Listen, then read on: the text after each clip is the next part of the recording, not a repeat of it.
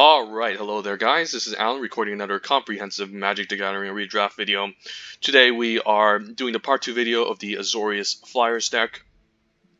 Overview of the deck, we picked up two powerful bombs, Dream Trawler and Kiora Best the Sea God, is going to be our primary win conditions. Dream Trawler is essentially almost impossible to deal with, unless the opponent has a lot of reach and flying creatures to double block it, but most of the time they won't. So it can leverage as a nice win condition and a powerful flyer that can just gain hexproof and dodge any removal spell as long as I have cards to discard in my hand. Kiora's Best Sea God creates an 8/8, and then it just taps all creatures, all permanents that the opponent controls, and then we can eventually just steal a card, any permanent on the battlefield, in fact. So that's quite insane. So these are our two main win conditions. How do we get there? Well, we can. Our game plan is to play defense with cards like Reverend Hoplites, creating multiple 1/1s to chump block. We're running a Triumphant Surge because our removal is not particularly exciting. We only have a Heliod's Punishment as temporary removal, which is not what you really want in a control deck, but it can be fine stalling out an opponent for 4 turns, or 5, depending on whether or not the creature came in with Summoning Sickness. We have Glory Bears as a fine ground blocker, Sunmane Pegasus, which can help us stabilize with some life gain. And who knows, maybe if the opponent doesn't have any reach creatures and we manage to gum up the ground with ground creatures, the Sunmane Pegasus can get some damage across and we can win in the air, which I haven't yet. Most games are just won with the Dream Trawler and the Kiora's Best of Sea God, but you never know. We're running a Thaumaturg's Familiar, not an exciting 3-drop, but the Scry is relevant. You can Scry for some lands to hit our land drops. You can Scry for our bombs in the late game and bottom a card. It's either that or we can run like a Dawn Evangel, which I don't really think it has any amazing synergies. There's no 2-drops I really want to get back in this deck, to be honest. They're not very exciting. So the Thaumaturg's Familiar, I think, is a slight upgrade over Dawn Evangels. Also pretty nice if we can put in a Staggering Insight onto the Thaumaturg's Familiar, so an extra flyer would be wonderful, since we're kind of lacking a bit of flyers in the blue-white deck. The Thirst for Meaning, nice way to prevent Flood. And then so we can discard lands, and then it also helps us find our bombs. Omen of the Sun, not an amazing card, but it can be a fine way to ambush 1 toughness creatures. And the Scry 2 can be relevant to also help find our bombs in the later game. Favored doesn't really fit the game plan of this deck, but I think it's still better than the Dawn Evangel, I think. I could also argue taking the Hero of Pride, but sometimes getting some extra damage, being a little bit slightly aggressive, can pressure the opponent to stay back, and therefore that will give us more time to find our bombs, but doesn't really fit the archetype of this deck. We have Heliod's Pilgrim to search up some excellent auras like Staggering Insight, Starlight Mantle, the Punishment, our only removal spell, or the Sentinel's Eyes. Not many amazing auras, but it can still get the job done. Then the Lagoon Band Storyteller, nice way to fetch one of these auras if they do end up in the graveyard, so it does have some nice synergy with those. Also, it's insane if you can get back Kiora's Best of Sea God on top of your library. Also gains us a bit of life, so it helps us stabilize. And we do have some fine 2-drops here. The Riptide Turtle can block pretty decently on turn 2, so it can lock down anything that has 4 power or less. Transcendent Envoy has a bit of synergy with the Staggering Insight, but overall I'm not too sure of this card. But it's fine if it can give us discounts for auras like the Starlight Mantle, the Heliod's Punishment, or if you can even put a Sentinel's Eyes onto this, it can be a decent threat. The Birth of Meletis is essentially, I guess, our 18th land, and I did try running 16th land, and it didn't work. Spoiler alert, it didn't churn out too nicely. But the Birth of Meletis can help us find our wall that we need to block in the early game, just like can generate a 0/4 wall, just like the Riptide Turtle holding the ground and Hero of the Pride. Just a mediocre 2-drop that we can utilize in the early game to perhaps trade off. And we do have a bit of a go-wide synergy with Omen in the Sun and have Reverend Hoplites. So maybe we can put a Sentinel's Eyes onto this to maybe go for an all-out attack, but overall it hasn't been too impressive. I could see taking in a Deny the Divine into this deck to just be even more controlling, although we do need to keep up a lot of instant speed, so it does play well with the Ominous Suns, and if we're tapping out, it's not going to be an amazing card. So yeah, this deck I think is very okay. It's not very impressive. There's definitely some issues with this deck, but as long as we can get to our late game bombs, we can just win. So I mean, guess that's all I have to say, and hopefully we can get there. We're currently 5-2.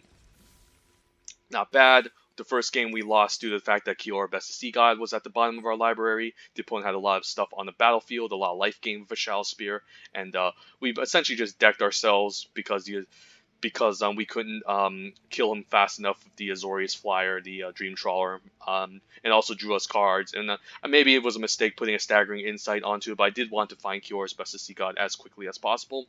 But that was unfortunate. In the second game, we lost because I decided to go 16 lands, and that was really punishing, since an extra land would have been quite important to deploy all my 4s and 3-drops. Here, currently 5-2. Just need 2 more victories to get to 7 wins. Otherwise we just lose 100 gems, which isn't a big deal. But yeah, let's fire one off, get the second video on the road, and hopefully we can get to 7.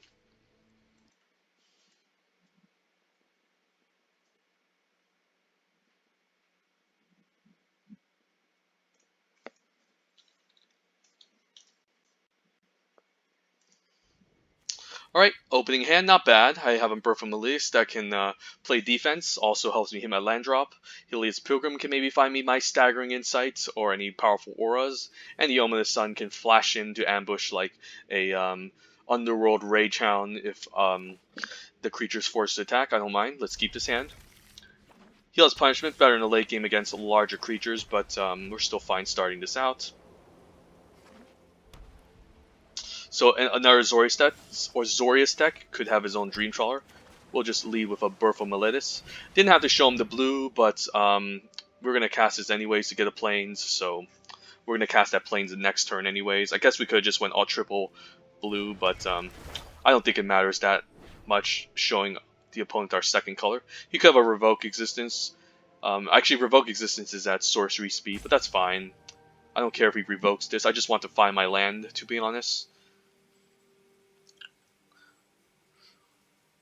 Just to thin out the deck a bit, maybe hit our turn 6 Dream Trawler or turn 7 Kiora Best of Sea God.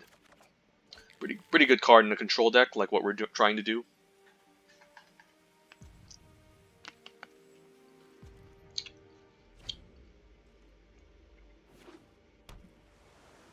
So I could flash in something at instant speed, end of my turn. Naiad, not an amazing card. It's still fine, we still make a 0-4 wild that can hold it off. Here we'll just play out the Plains that he knows about. Don't necessarily need to play the Helios Pilgrim yet. Don't think there's any auras I need to search up. So I'll just end a turn flashing an Omen of the Sun and get that out of the way. And next turn we can decide whether or not we want to play the Helios Pilgrim or sack the Omen of the Sun to scry 2.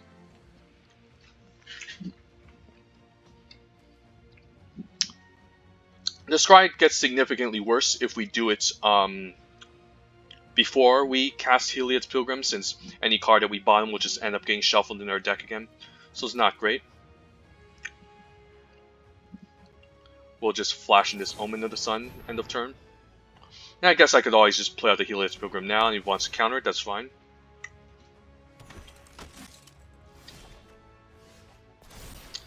The other island is good. And we'll just play out the Helios Pilgrim. I don't have any Starlight Mantles. I don't think I need Starlight Mantles to protect anything. I also don't think I need Sentinel's Eyes, since I can't get a nice attack. But I'll happily find a Staggering Insight here, in case we get a nice flyer, and then we can maybe hopefully assemble our combo of having Staggering Insight onto a flyer and either Flicker of Fate to protect it or the Starlight Mantle.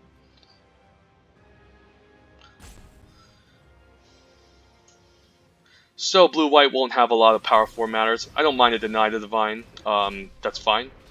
He could use this on a much more scarier creature, but it's also a sign that he could have more Deny the Divines to answer my creatures as well. Duranity Stinger, okay. So he's going to start clocking me for 1 in the air, which isn't a big deal, but multiple flyers can definitely get out of hand.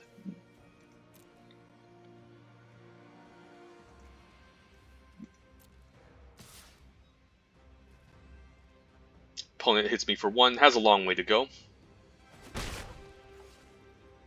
He is missing his land drops, so he's probably keeping up a lot of instant speed cards like Vexingle. There's a Dream Trawler, but I don't want to cast it yet. I think we're just gonna stay back here, and wait until he taps out, so then we can play the Dream Trawler, and we can always just use Omen of the Sun end of turn to scry for 2. But I'll be taking 3 damage in the air unless I can resolve this Dream Trawler and stay alive.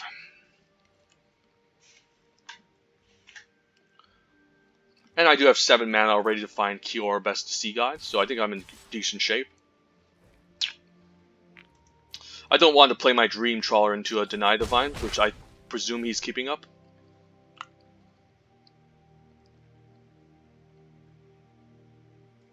So I'm hoping he taps out here. Otherwise, we'll be taking 3 a turn. Okay, this is good. I don't mind Calliphy. Now I'll stack in response, play a Dream Trawler, and essentially just win the game. No need for Riptide Turtle. He's attacking on the ground. I mean, yeah, it's pretty much a dead draw at this point. I'd rather have anything besides a Riptide Turtle for it. So scrying 2 in the bomb is pretty nice. It's essentially almost like drawing a card. And now we'll just play Dream Trawler and win the game. And the Triumphant Surge can just answer the Calliphy next turn as well. We can give this Hexproof constantly over and over again. We'll take 5 from Calliphy, it's no big deal. We can always Triumphant Surge it next turn. And if not, we can always put a 1/1 Chump Blocker in front of it.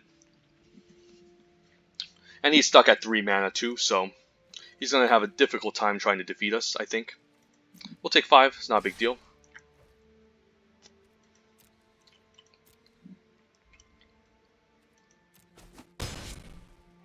I don't think he has 5 power in the air to ambush my Dream Trawler, so I should be okay. And I can gain back to 5 life just by swinging and generating card advantage. Triumphant Surge, we can always just take a Calliphy. And if he wants to use Dreadful Apathy, we can just tap in and give it Hexproof. And we discard land, who cares? We have 4 cards in hand.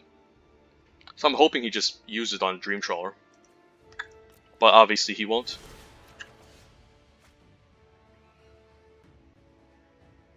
And then we'll just attack with Dream Trawler. We do have Triumphant Surge on defense.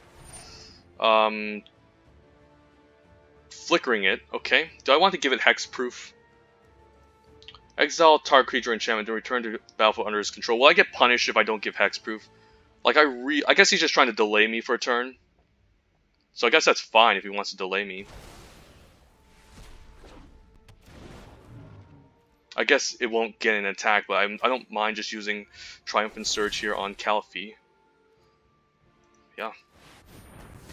Gain some life and we'll just say go. There's no need for me to play out anything here. I think I'm fine keeping up. The Hero of the Prize is not going to do anything. So we just want to keep up our Hexproof as much as possible. And start swinging with the Dream Trawler and just win the game there. But we'll just discard a land. Yep. Take 3 and then we can swing back and leverage the card advantage. Here we're just going to block the 2/3. No reason to chump block.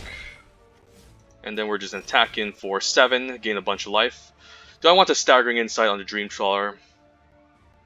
Yeah, I don't mind. Draw a million cards, why not? We'll draw even more cards. So we have more Hexproof fodder. Also makes our Dream Trawler larger, and we also gain a lot more life. So not bad. Do I want to play out Hero of the Pride? It doesn't hurt. I do have enough lands to discard. So we'll just keep developing the board, putting more creatures on the battlefield in case we need to Alpha Strike.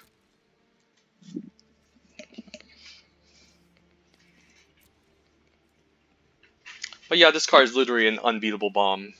Pack 1, pick 1, and then I think Pack 3, pick 1. It was a Kior Best of Sea God. And we'll just keep activating the Hexproof, ditching in the planes. Yeah, it's pretty insane. You can't do anything against it. It's essentially just game over when this thing comes down. So there you go, 6-1. Let's beat the final boss. And our ranking is in the dumpsters, but who cares? We're having fun.